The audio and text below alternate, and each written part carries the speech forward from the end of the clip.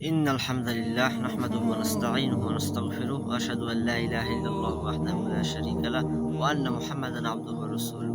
أما بعد، فأعوذ بالله من الشيطان الرجيم. بسم الله الرحمن الرحيم. وإنك لعلى خلق عظيم. أما بعد، صدق الله العظيم. আলহামদুলিল্লাহ, আমি এই গতকাল অথবা তার আগের দিন একটি ভিডিও দিয়েছিলাম। তখন আমি এটি বলেছিলাম স্পষ্টভাবে যে একমাত্র আপনার ইসলাম ছাড়া অন্য যে কোনো কিছু আপনি যদি অনুসরণ করেন, পছন্দ করেন, মোট কথায় সূরা আলে ইমরান ৩ নম্বর সূরা ৮৫ নম্বর আয়াত থেকে বলেছিলাম সেগুলো আপনার কখনোই ফালাই ইউকবাল মিন, কখনোই তা কবুল করা হবে না এবং আখিরাতে মিনাল খাসিরিন, আখিরাতে হবে ক্ষতিগ্রস্ত। তাহলে আল্লাহ তাআলার বিধান অনুযায়ী আপনাকে চলতে হবে, তা আপনার পছন্দ হোক অথবা না হোক, অবশ্যই আপনাকে আপনার রবের আইন মানতে হবে। আল্লাহ তাআলা এখানে সূরাতুল কলমের ৪ নম্বর আয়াতে আল্লাহ তাআলা বললেন, ওয়াইন্নাকা লাআলা খুলুকিন আযীম। এখানে আমাদের প্রিয় হাবিব মুহাম্মদুর রাসূলুল্লাহ সাল্লাল্লাহু আলাইহি ওয়াসাল্লামের সম্পর্কে বলা হচ্ছে যে আপনাকে আমি এক মহান চরিত্র দান করেছি। আজিম শব্দের ব্যাখ্যায় মুফাসসিরিনে ইকরাম বলেন যে আজিম শব্দ এমন একটি শব্দ যা আসলে কোনো পাল্লায় মাপা যায় না, কোনো যন্ত্র দিয়ে মেপে শেষ করা যায়। এত মহান চরিত্র যার কুল কিনারা করা সম্ভব হয় না। ধরুন এমন গভীর জায়গা যেটাকে আপনি নির্ণয় করতে পারছেন না, এমন বড়, ধরুন আকাশ থেকে জমিন, প্রথম আসমান থেকে জমিন, অনেক বিশাল জায়গা, কিন্তু এটাও শেষ করা সম্ভব, কিন্তু রাসূলের আদর্শ শেষ করতে পারবেন না। সুবহানাল্লাহ। এই সুমহান আদর্শ রাসূলুল্লাহ সাল্লাল্লাহু আলাইহি ওয়াসাল্লামকে আল্লাহ তাআলা দিয়েছেন, যার জীবনে জন্ম থেকে মৃত্যু পর্যন্ত একটা মিথ্যার আসর কিন্তু নাই। এরকম মানুষ আপনি কোথায় পাবেন? এইরকম রাসূল আমরা পেয়েছি, এটা নিশ্চয়ই আমাদের সৌভাগ্যের ব্যাপার। তো এই জন্য অবশ্যই আপনাকে রাসূল কারীম সাল্লাল্লাহু আলাইহি ওয়াসাল্লামকেই একমাত্র অনুসরণীয় করে মানতে হবে। আল্লাহ তাআলা বলেন, লাকাদ কানা লাকুম ফি রাসূলিল্লাহি উসওয়াতুন হাসানাহ। সর্বোত্তম আদর্শ রয়েছে রাসূল কারীম সাল্লাল্লাহু আলাইহি ওয়াসাল্লামের। আল্লাহ তাআলা এভাবে কোরআনুল কারীম অনেক জায়গায় বলছেন, সূরা আলে ইমরানের ৩১ নম্বর আয়াতে, কুল ইন কুনতুম তুহিব্বুনাল্লাহ, যারা আল্লাহকে ভালোবাসতে চাও, ফাত্তাবিউনি, আমার রাসূলের অনুসরণ করো, ইউহিব্বুকুমুল্লাহ, তাহলে আমি আল্লাহ নিজেই তোমাদেরকে ভালোবাসবো, এবং ওয়ায়াগফির লাকুম যুনুবাকুম, তাহলে আমি তোমাদের গুনাহগুলিকে মাফ করে দেব।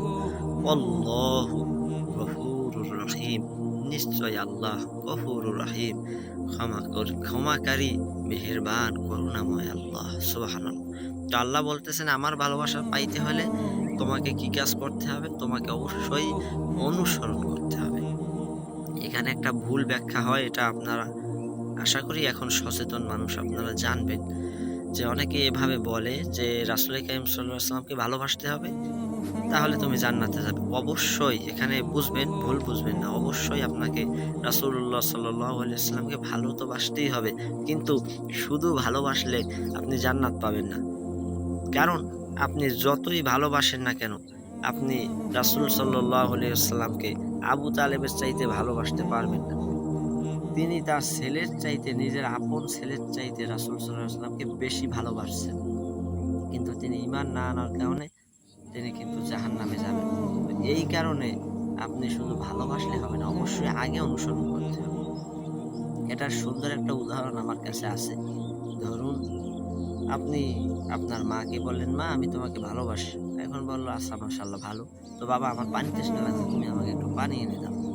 আপনি বললেন, মা আমি তোমাকে ভালোবাসি, তোমাকে আমি ভালোবাসি, আপনি ১০০ বার বললেন, কিন্তু তার দরকার এখন পানি, তাই আপনার আম্মা এখন পানি খেতে চাচ্ছেন, আপনি তা দিলেন না।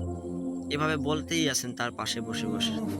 এরপরে আপনার মা বলল যে, বাবা আমার ক্ষুধা লাগছে, আমাকে খাবার এনে দাও। আপনি বললেন, আরে মা ওগুলো বাদ দাও তো, আমি তোমাকে খুব ভালোবাসি, তোমাকে আমি অনেক ভালোবাসি, খাবার পরে হবে। তো এইরকম যদি করেন, আপনি কি আসলে আপনার মাকে ভালোবাসলেন? না। ভালোবাসার মানে হলো তিনি যেটা পছন্দ করেন আপনি সেটা মেনে চলবেন, তিনি যা নিষেধ করে সেটা থেকে আপনি বিরত থাকবেন। তো রাসূলুল্লাহ সাল্লাল্লাহু আলাইহি ওয়াসাল্লামকে ভালোবাসি ভালোবাসি বললে হবে না। রাসূলুল্লাহ সাল্লাল্লাহু আলাইহি ওয়াসাল্লাম যা করতে বলেছেন সেটা আপনি করবেন, যেটা নিষেধ করেছেন সেটা থেকে বিরত থাকবেন। তাহলে সেটাকেই ভালোবাসা বলা হয়। এই বিষয়টা বুঝতে হবে। শুধু মুখে বললেন ভালোবাসি, রাসূলুল্লাহ সাল্লাল্লাহু আলাইহি ওয়াসাল্লাম যেই নামাজ প্রতিষ্ঠার জন্য মুখের দাঁত মোবারক শহীদ হয়ে গেছে, পাথরের আঘাতে তার রক্ত পড়ে, পড়ে হাদিস গ্রন্থে, সিরাত গ্রন্থে আসছে যে তার জুতা মোবারক রক্তে আটকে গেছে। এইরকম সংগ্রাম তিনি ইসলামকে প্রতিষ্ঠা করার জন্য, নামাজ কায়েমের জন্য করলেন। সেই নামাজ আপনি এক ওয়াক্তও পড়েন না। আপনি শুধু বলেন, "আমি আপনাকে অনেক ভালোবাসি ইয়া রাসূলুল্লাহ।" তাহলে কেমন করে হলো? তার নিষেধ কাজগুলো আপনি বর্জন করতেছেন না। আপনি শুধু মুখেই বলে যাচ্ছেন, "আমি আপনাকে অনেক ভালোবাসি।" তাহলে এটাকে ভালোবাসা বলে না। ভালোবাসা অবশ্যই অনুসরণের মাধ্যমে আপনাকে করতে হবে। তাহলেই প্রকৃত ভালোবাসাটা আপনার হবে ইনশাআল্লাহ। তো অনেক কথা বলে ফেললাম। এখানে কয়েকটি আয়াত আমি তেলাওয়াত করেছি সূরাত আহজাব থেকে, সূরাত আলী ইমরান থেকে, সূরাতুল কলম থেকে। তো এগুলোর মূল এটাই যে আপনাকে একমাত্র, শুধুমাত্র, কেবলমাত্র অনুসরণ করতে হবে রাসূলুল্লাহ সাল্লাল্লাহু আলাইহি ওয়াসাল্লামের। তাহলেই আপনি প্রকৃত আদর্শবান মানুষ হতে পারবেন এবং রাসূলুল্লাহ সাল্লাল্লাহু আলাইহি ওয়াসাল্লামের সঙ্গী হতে পারবেন ইনশাআল্লাহ তাআলা।